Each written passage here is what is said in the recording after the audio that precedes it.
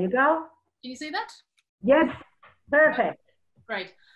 So this is going to be quite short, so I won't keep you too long. So for those of you who don't know me, my name's Kate.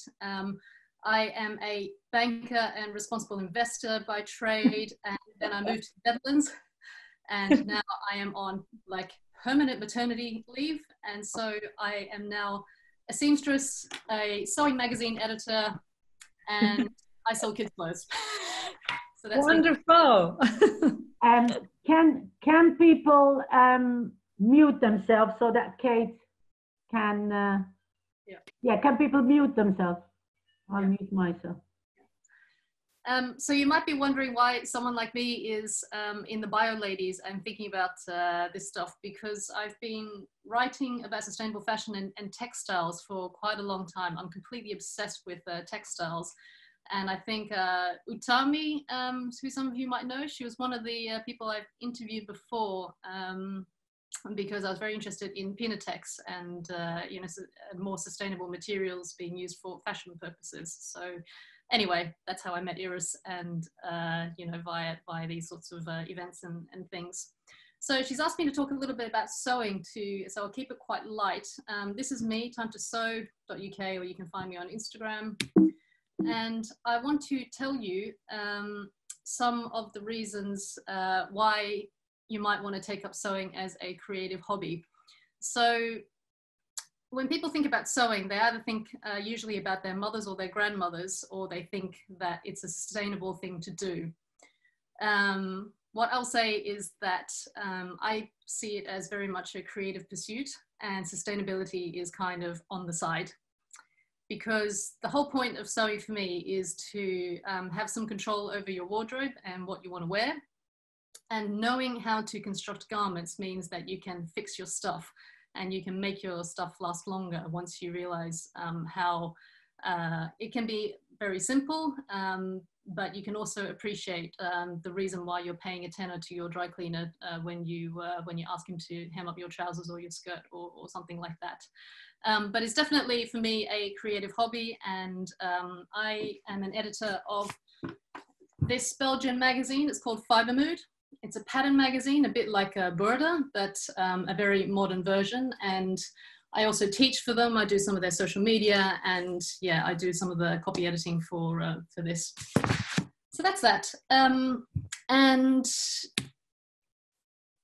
I'm going to go over here first, because this is some of the stuff I make, and you might think that I'm incredibly vain taking all these pictures of myself, because I also generate work from being a blogger and Instagrammer, which obviously requires me to take lots of pictures and promote stuff and promote fabric and other things. So, but the point is that if you learn how to sew and you really get into sewing, then you can make absolutely everything in your wardrobe if you really wanted to. And there's plenty of people who are into making underwear, who are into making shoes, and other people who just want to do like normal everyday wear, which is mostly what I do since I've got two small kids, and stuff like that as well. And I just want to let you know as well that if you've never picked up a needle and thread in your life, you really don't need much to get started.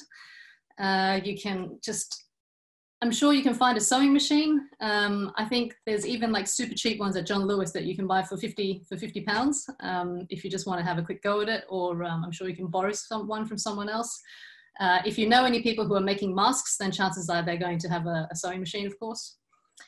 You can mess with a bit of fabric, and again, you don't have to buy anything. You can just be an old bed sheet or an old curtain, or you can go to your thrift shop or op shop and just pick up things to play around with. And then just some needle, thread, and scissors. So it's really simple, unless, you know, you can make it as complicated as you like, but really these are kind of the essential things that you need to get started. And finally, just a good dose of motivation, because sewing is not something necessarily quick.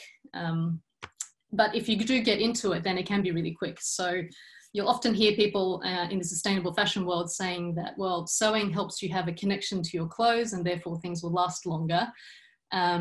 Whilst that might be the case, I can also make a jersey t-shirt in less than an hour.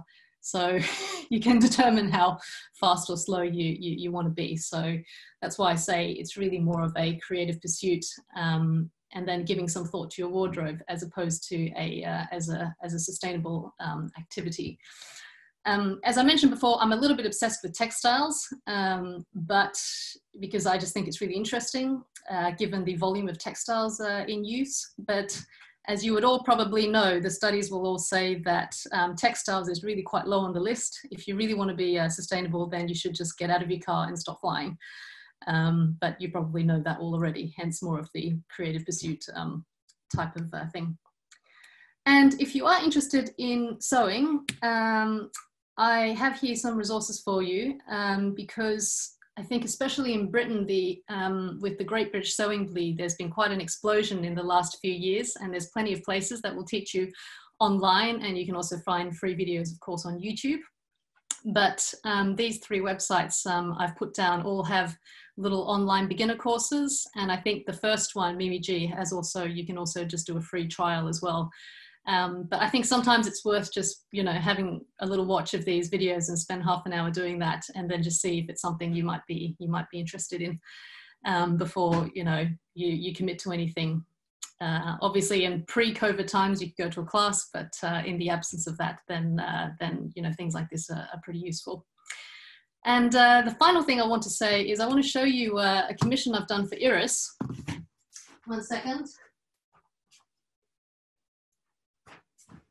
I'm sure Iris can tell you herself the story of this quilt, but last year she gave me a quilt top, which I think belonged to, what is it, Harry's great-grandmother had started it. So I've gone through and hand quilted it. I don't know how many hours I've spent on it, more than I ever logged or remembered. But yeah, it's nearly done, Iris. I just need to put a border on it, and then it's good to go to you.